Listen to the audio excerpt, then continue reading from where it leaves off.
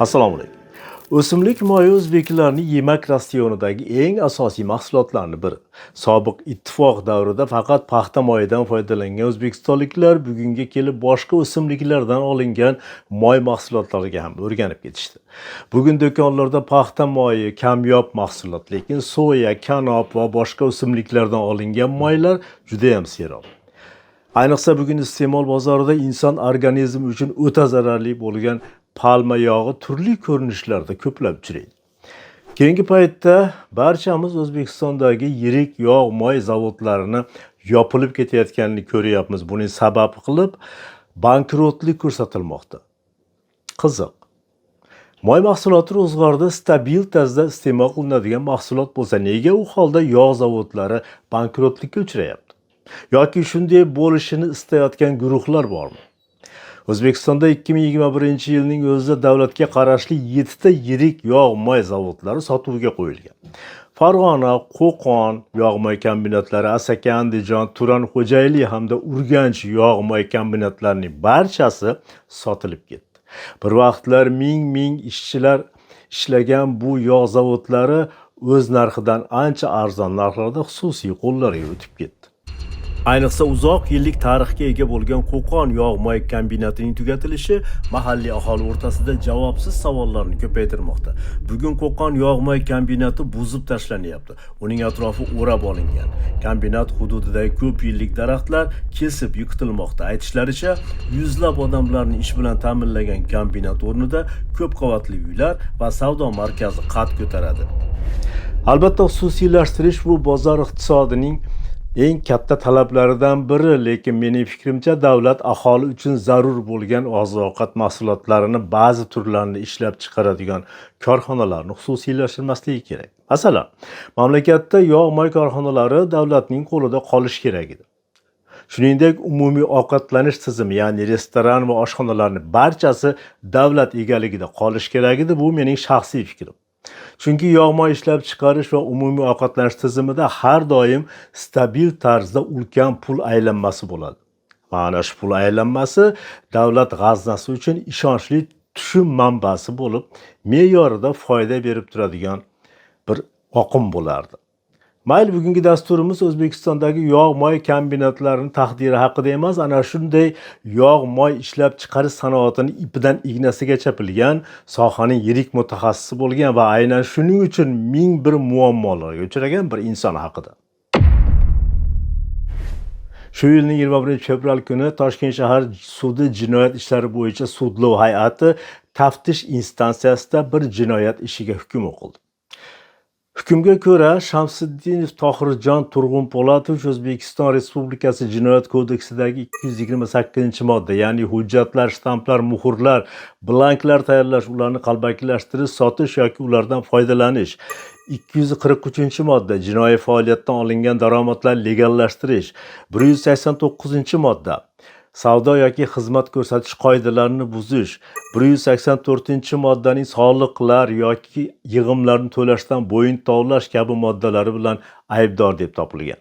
Unga har bir jinoyat uchun alohida jazo tayinlanib, tayinlangan jazolarni qisman qo'shib, uzil-kesil bazaviy hisoblash miqdorini 400 baravar miqdoridagi 180 million so'm jarima va 6 yil va 6 oy ozodlikdan mahrum qilish jazosi tayinlangan. Shu ish yuzasidan boshqa shaxslar ham sudlangan bo'lib, ularni ham yuqoridagi moddalar bilan aybli deb topilib, turli muddatlarga ozodlikdan mahrum qilish jazosi tayinlangan.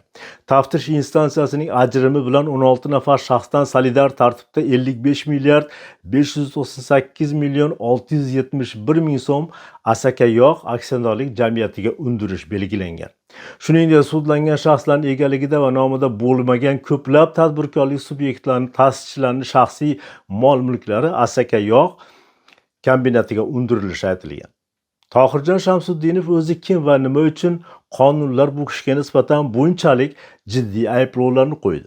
Bo'lib o'tgan voqea haqida Negativ dasturi o'zining 336-sonida hikoya qilgandi. Hozir sizlarga o'sha voqeani qisqacha eslatib o'taman. Tohirjon Shamsiddinov Farg'ona vodiysida tanilgan tadbirkor, yog' moy ishlab chiqarish sanoati bo'yicha mutaxassis. Esini zanibdiki, u chigitdan moy oladi. Tohirjon taniganlar u haqda yog'chilik sohasini piriga aylangan deyishadi.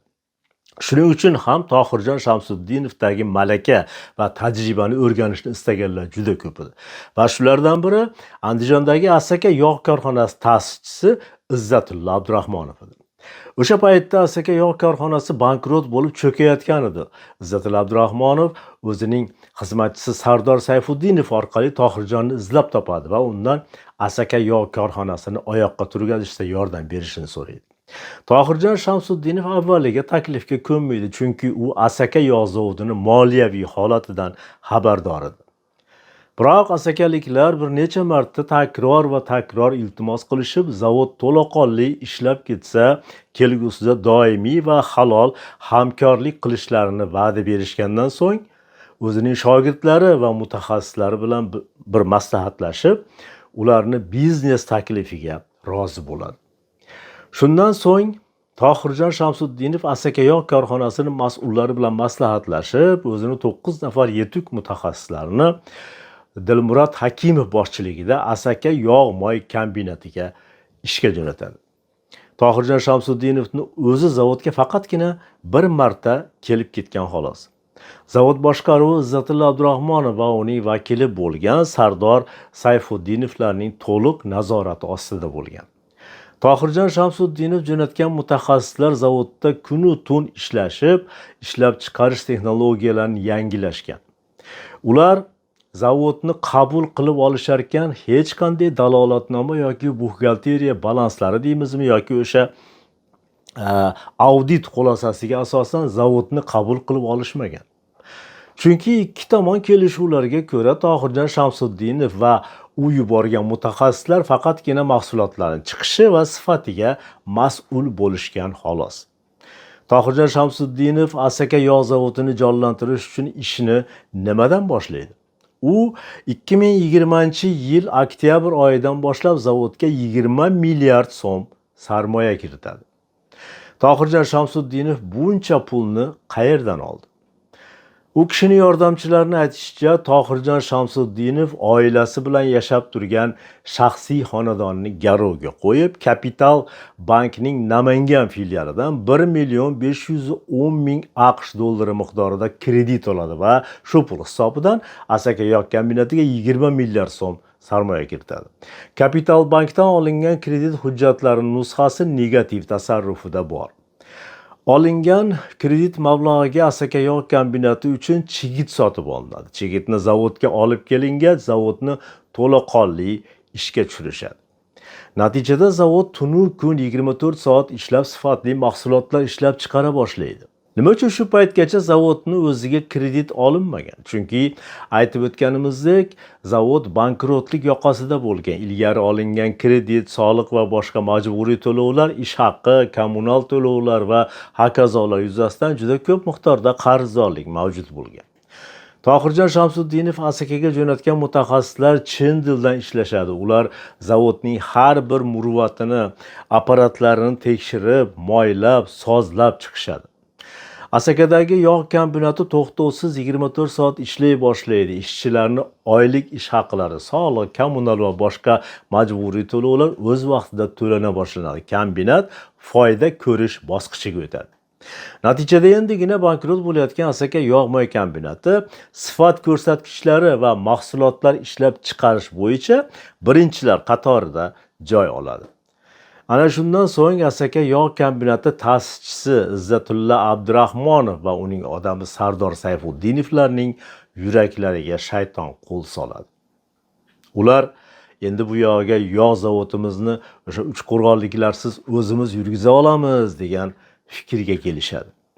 Ana shundan keyin Tohirjon Shamsuddinovning mutaxassislarini zavodga kiritmaslik, umumiy aylanma mablag'lar hamda mahsulotlarni yashirish boshlanadi.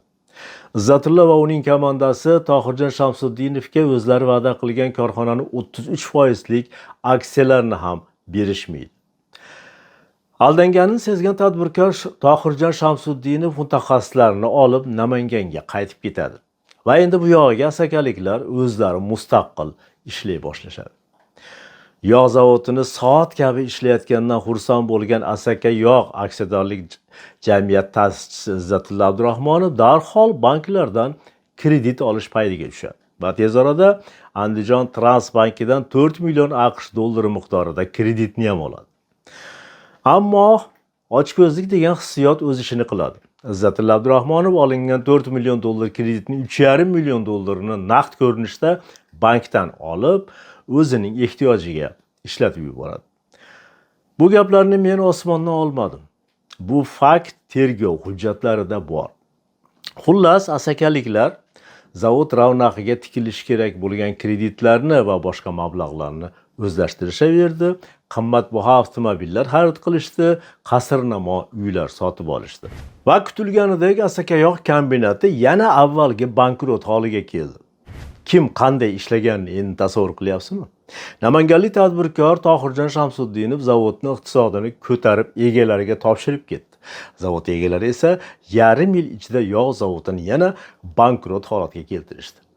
Yog' zavodining asosiy ta'sischisi Izzatilla Abdurahmonovning yana boshi qotdi, nima qilish kerak degan savol ustida o'ylanib bir qarorga keladi.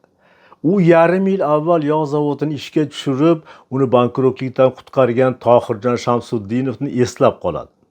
Va Izzatilla Abdurahmonov Asaka Yog' korxonasidagi o'g'irliklarni Tohir Shamsuddinovning bo'yniga ilib, uni yo'ldan olib tashlashni va Shamsuddinovning o'sha Namangandagi yog' moy korxonalarini sotib olishni reja qiladi. Shunday qilib, eng avvalo Bosh prokuraturaga Asaka Yog' korxonasidagi talon-torojliklar to'g'risida shikoyat yoziladi. Shikoyatni 2022-yilning may oyida Asaka Yog' shirkati mulozimi Sardor Sayfuddinov yozib beradi. Prokuratura jinoyat kodeksining 167, ya'ni o'zlashtirish yoki rastrata yo'li bilan talon-toroj qilish moddasi bilan jinoyat ishi qo'zg'aydi. Buni qarangki, O'zbekiston Respublikasi Jinoyat protsessual kodeksining 325-moddasida Jinoyat kodeksining 167-moddasi bilan jinoyat ishi qo'zg'atishga Ustav fondida davlat ulushi bo'lmagan yuridik shaxsga nisbatan uning xodimi tomonidan sodir etilgan jinoyatlar to'g'risidagi jinoyat ishlari faqat mazkur yuridik shaxs rahbarining, mulkdorining yoki vakolatli boshqaruv organining arizasiga ko'ra qo'zg'atilishi qat'iyan belgilab qo'yilgan ekan. Shunday ekan, nega endi Bosh prokuratura davlatning belgilab qo'ygan tartib qoidasidan chetga chiqib, korxonani oddiy bir xodimini shikoyati bilan jinoiy ish qo'zg'adi? Chunki bu ishga vrachlar aralashgandi, chunki bu ishda reyderlarning soyasi bor edi. Qanday vrach u deysizmi? Xullas, Asaka Yog' kombinati ishiga vrach aralashadi. Vrach deganimiz bu 2010-yilga qadar Namangan, Samarqand viloyati prokurori lavozimlarida ishlagan Alisher Husaynov. Vrach uning laqabi. Bugungi kunda Toshkentdagi O'rikzor savdo majmuasini kamtargina stolida yuristlik qilayotgan Husaynov biz yuqorida nomi tilga olgan Asaka Yog' kombinati ta'sischisi Izzatilla Abdurahmonovning tog'asi bo'ladi. Prokuratura xodimlari orasida vrach laqabi bilan tanilgan bu odamni ko'pchilik xushlamasa ham uning qudratiga tan berishadi. Izzatilla Abdurahmonovning rejasi ish beradi. 2023-yilning 19-yanvarida Tohirjon Shamsuddinov hibsga olinadi. Xullas, shunaqa vrach laqabli sobiq prokuror Alisher Husaynov o'zining vodiydagi sheriklari bilan birgalikda vodiylik taniqli tadbirkor, yog'moy ishlab chiqarish kasbining ustasi Tohirjon Shamsuddinovni qamoqqa olishga erishadi. Ishning soxtalashtirilgani, Jinoyat protsessual kodeksining bir necha bandlari buzilgani haqidagi advokatlarning shikoyatlarini hech kim eshitmaydi. Bosh prokuratura bu faktlar qarshisida o'zini har doimgidek kar va saqovlikka solib oladi. O'rmonga o't ketsa, ho'l quruq barobar yonadi degan gap bu safar ham haq bo'lib chiqdi. Tohirjon Shamsuddinovning ishi doirasida Izzatilla Abdurahmonovga qarashli kishilar ham zindonga kirib ketishdi. Qamoqqa olinganlardan biri Tohir Shamsuddinovga qarshi ariza yozgan Sardor Sayfuddinov edi. U va Asaka Yog' kombinatining bir necha xodimlari bugun ham qamoqda qolishmoqda. Tohirjon Shamsuddinov bilan birgalikda yana ko'plab begunoh insonlar jinoiy javobgarlikka tortilib, ularni aksariyatiga nisbatan qamoqqa olish tarzidagi ehtiyot chorasi qo'llanilgan. Tohirjon Shamsutdinovning ishidan xabari bo'lgan prokuraturadagi manbaning aytishicha, tergov jarayonida prokuratura idoralarining tergovchilari faqat Tohirjon Shamsuddinov va uning farzandlari, qarindoshlarini mol-mulklarini tortib olish yo'nalishida ish olib borishgan. Qonun talablariga zid ravishda Shamsutdinovga va uning farzandlariga, qarindoshlariga nisbatan ruhiy bosim o'tkazishgan. Qonunan boshqa shaxslarga tegishli bo'lgan mulklarni go'yoki ishga aloqador degan noqonuniy taxmin bilan xatlab olishgan. Oqibatda ayni paytda qonuniy ishlab turgan bir necha tadbirkorlik subyektlari faoliyati to'liq yoki qisman to'xtab qolgan. Tadbirkor Tohirjon Shamsutdinovning yaqinlarining aytishicha, tergov jarayonida bu ishga aloqasi bo'lmagan mulklar ham xatlangan. Masalan, Tohir Shamsutdinovning to'ng'ich o'g'li Farhod Shamsutdinovning ayoliga tegishli bo'lgan Toshkent shahrida 2017-yil ish boshlagan dorixonani ham tergovchilar go'yoki jinoyat ishiga aloqador deb topishgan va zararni qoplashga qaratib xatlab qo'yishgan. Bundan tashqari Tohirjon Shamsutdinovning oilasiga qarashli bo'lgan 2008-yildan toki 2019-yilgacha ochilgan Asaka yog' korxonasi bilan bog'liq jinoiy ishga umuman aloqasi bo'lmagan 15 dan ziyod korxonalar ham sud hukmiga ko'ra zarar uchun undiruvga berilgan. Farg'ona viloyat prokuraturasining uyushgan jinoyatchilik va korrupsiyaga qarshi kurashish bo'limi tergovchisi tomonidan Jinoyat protsessual kodeksining 290-moddasiga hamda O'zbekiston Respublikasi Konstitutsiyasining 28-moddasiga zid ravishda Tohirjon Shamsutdinovning oila a'zolariga tegishli bo'lgan firmalarning ulushlari ham jinoyat ishiga aloqador sifatida xatlangan. Bu arada ushbu ish haqida men o'zimning negativ dasturimni 336-sonida batafsil hikoya qildim. Voqea qahramonlarini elga tanitib bo'lib o'tgan voqeani gapirib berdim. Negativning o'sha 336-sonining havolasini shu video ostidagi eng birinchi izohdan olishingiz mumkin. Xullas, o'sha ko'rsatuv efirda ketgandan keyin oradan bir oy o'tgach ish sudda ko'rila boshlaydi. 5 oy davom etgan sud 2023-yilning 3-oktyabr kuni yakuniga yetadi. Sud hukmiga ko'ra Tohirjon Shamsutdinovga nisbatan jarima qo'llaniladi va o'sha kuni u ozodlikka chiqadi. Tohirjon Shamsuddinov 81 million so'm jarima to'laydi. Qamoqxonada sog'lig'ini yo'qotgan Tohirjon Shamsuddinov ozodlikka chiqqach zudlik bilan davolanish uchun chet elga chiqib ketadi. Bu arada unga qarshi bo'lganlar sudning hukmiga qarshi apellyatsiya shikoyatini yozishadi. Hammasi yana qaytadan boshlanadi. 2024-yilning 17-aprelda apellyatsiyaning qarori o'qiladi. Unda Tohirjon Shamsutdinovga nisbatan berilgan jazo, ya'ni jarima jazosi o'zgarishsiz qoldiriladi.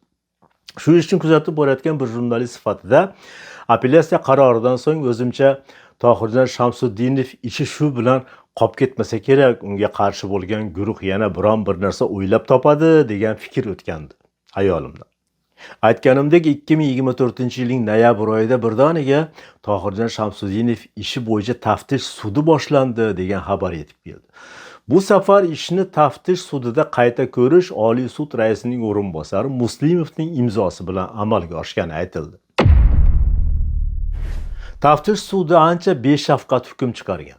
Sud Tohirjon Shamsuddinov ishini dastlabki tergov paytidagi ayblov xulosasini takrorlab qo'ya qo'ygan. Hukmning Tohirjon Shamsutdinovga tegishli joyida shunday deyiladi. O'zbekiston Respublikasi Jinoyat kodeksining 59-61-moddalar tartibida tayinlangan jazolarni qisman qo'shish yo'li bilan bazaviy hisoblash miqdorini 400 baravar, ya'ni 108 million so'm jarima, 6 yil 6 oy ozodlikdan mahrum qilish jazosi tayinlansin. O'zbekiston Respublikasi Jinoyat kodeksining 62-moddasi tartibida Tohir Shamsutdinovning 2023-yil 18-yanvar kunidan 2023-yil 3-oktyabr kuniga qadar qamoqda saqlangan 269 kunning har bir kuni tayinlangan ozodlikdan mahrum qilish jazosini bir kuniga tenglashtirilgan holda chegirilib, o'tash uchun 5 yil 9 oy 11 kun ozodlikdan mahrum qilish jazosi va 108 million so'm jarima jazosi qoldirilsin. Tayinlangan jazolar alohida ijro etilsin. Tohirjon Shamsuddinov tomonidan 86 million 530 ming so'm jarima to'langanligi inobatga olinib, 21 million 461 ming so'm jarima qoldirilsin. Jarima davlat foydasiga undirilsin. Tayinlangan ozodlikdan mahrum qilish jazosi umumiy tartibli koloniyada o'tattirilsin. Shamsuddinov Tohirjon Turg'unpo'latovga nisbatan qidiruv e'lon qilinib, ushlanganidan so'ng tergov hibsxonasi orqali jazoni ijro etish muassasasiga joylashtirilsin. Jazoni o'tash muddati Shamsuddinov ushlangan kunidan boshlab hisoblansin. Avvalgi instansiya sudida sud zalidan ozod etilib, faqat jarimaga tortilgan Tohirjon Shamsuddinov taftish sudida 6 yil va 6 oylik jazo oldi. Unga nisbatan qidiruv e'lon qilindi. Chunki Tohirjon Shamsuddinov sog'ligidagi muammolar tufayli davolanish uchun chet eliga chiqib ketgan edi. Bugungi birgina ko'rsatuvda yog' ishlab chiqarish sohasining ustasi bo'lgan Tohirjon Shamsuddinovning boshiga tushgan muammolarning sabablari va oqibatlarini to'liq tahlil qilish ancha mushkul. Tohirjon Shamsuddinov ishida protsessual xatolardan tashqari o'sha ataylab qilingan shunday chalkashliklar borki, ularni ko'rib beixtiyor O'zbekistonda tadbirkorlik qilayotganlarga naqadar og'ir ekanini his qilgandek bo'lasiz. Ishdan xabari bor adliya xodimining so'zlariga ko'ra, agarda mazkur ish yuzasidan tegishli tartibda xizmat tekshiruvi o'tkazilsa, taftish instansiyasi tomonidan yo'l qo'yilgan qo'pol qonun buzilish holatlari aniq namoyon bo'ladi. Nega bunday bo'lyapti? Nima uchun Oliy sud raisi o'rinbosari Muslimov Tohirjon Shamsuddinovni qamoqqa tiqish uchun tinmay harakat qilyapti, yugurib yelyapti? Yana bir gap. Ish noma'lum sabablarga ko'ra Toshkent shahar sudiga olib berilgan va buni qarangki, ishni Toshkent shahar sudiga shaxsan Muslimov olib kelib bergan ekan. Belgilangan tartibga ko'ra jinoyat ishini bir viloyat sudidan boshqa viloyat sudiga olib berish vakolati faqatgina Oliy sud raisiga tegishli hisoblanadi. Ishni olgan Toshkent shahar sudi sudyalari mazkur ish yuzasidan Tohirjon Shamsuddinov va boshqalarning ayblari yo'qligi haqida Muslimovga aytishgan. Ana shunda Oliy sud raisi o'rinbosari janob Muslimov sudyalarni Oliy sud raisi Baxtiyor Islomovga olib kiradi. O'z navbatida deydi biz bilan suhbatlashgan adliya xodimi, Baxtiyor Islomov Muslimov tomonidan to'qib chiqarilgan loflarga ishonib, Toshkent shahar sudi sudyalariga Shamsuddinov va boshqalarni ayblash yuzasidan o'z topshirig'ini beradi. Tohirjon Shamsuddinov ishi bilan shug'ullanar ekanmiz, bizga shu masala bo'yicha qo'ng'iroq qilganlarning ba'zilari mazkur jinoyat ishining o'zi keyingi paytda ijtimoiy tarmoqlarda shov-shuv bo'layotgan Darxondagi qudratli ofisning buyurtmasi asosida qo'zg'atilgan degan fikrni aytishdi. Adliya sohasidagi negativning manbasiga ko'ra, Oliy sud raisining o'rinbosari Ikrom Muslimov ofisning Oliy suddagi asosiy odami.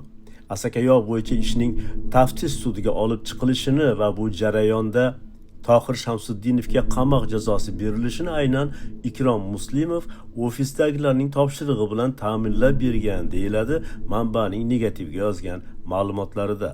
Negativ dasturi bu iddaoni boshqa manbalar orqali tasdiqlay olmadi. Shunday qilib Asakadagi yog'-moy kombinatini bankrotlikdan chiqarib, boshi baloga qolgan Tohirjon Shamsuddinov sirtdan 6 yil va 6 oylik qamoq jazosi oldi va qidiruvga berildi. Chet elda sog'ligini tiklayotgan Tohirjon Shamsuddinov endi O'zbekistonga qaytadimi? Bo'lib o'tgan ishlar haqida uning o'zi nimalar deydi? Negativ dasturni kuzatib boring. Tohirjon Shamsuddinov va uning sheriklari boshiga tushgan yuridik muammolarni tahlil qilishda davom etamiz.